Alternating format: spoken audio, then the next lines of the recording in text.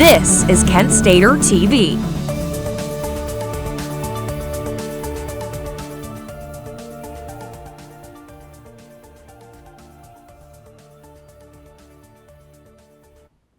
Hello, I'm Cale Breuers, and around the nation, severe weather is impacting communities from Hurricane Helene's destruction to a chemical fire in Georgia.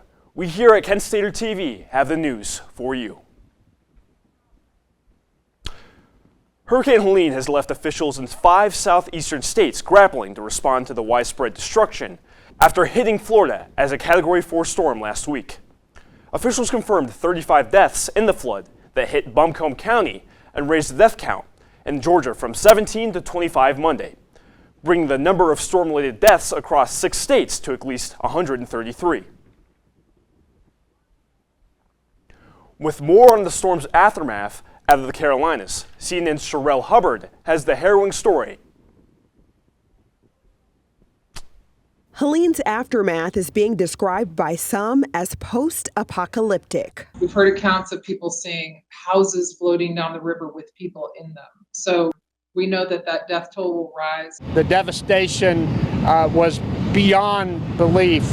And even when you prepare for something like this is something that's never happened before. The Asheville, North Carolina area is amongst the hardest hit. Hundreds of roads remain closed, especially in the Carolinas. Some had to be airlifted out. It's just really horrifying. It's sad because there's still people there that are really hard to get to. One man hiked 11 miles through landslides and destroyed roads to find his mom and dad. Just was the greatest relief I've had in my life, and just hugged him as tight as I could, and bawled, and then went inside and found my mom and did the same. Canned food? Yes. Some supplies started to trickle in on Monday, but failed roads are hampering the delivery of badly needed supplies. The White House pledged to provide, quote, every available resource. Our nation is with you. I'm Cale Hubbard reporting. Hurricane Helene, for the past few days, has caused destruction and havoc and displaced thousands. A family in Florida has recently lost their home in the disaster, but not from the hurricane. After water leaked in the garage, the family's Tesla caught fire. Unfortunately, the family's house also caught fire and was destroyed. Thankfully, everyone made it out of the flames unharmed. Currently, we're on a cycle now of 40 trailers a day of food and water, in addition to what we're procuring on the open market or have in our warehouses that we are working to distribute into the entire impacted area across North Carolina. More than 40 people were killed across North Carolina after Helene plummeted the state with monstrous flooding and fierce winds. North Carolina's emergency crews were racing Monday to deliver food and other essential supplies to areas hit hard by Helene. In interviews and social media posts, residents say they urgently needed diapers, baby formula, gas, and drinking water. Governor DeWine activates more members of the Ohio National Guard to support North Carolina.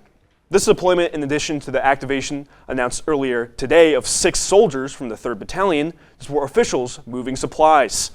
North Carolina requested support from the Ohio National Guard under the Emergency Management Assistance Compact, which is a national mutual aid partnership. To keep everyone safe and away from it as much as we can. When this plume starts out, it could become, very, very dangerous, toxic. So until we get those readings from EPA and EPD, we don't know exactly what the plume consists of. So we want to keep everyone safe and away from it as much as we can.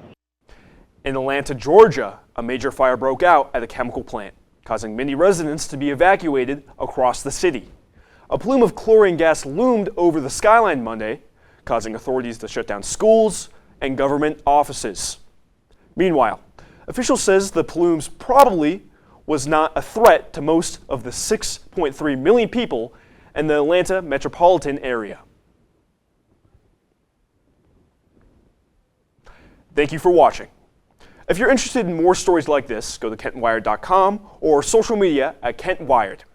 I've been Cale Breuers with Kent Stater TV and Flashcast. Have a great day, Kent State.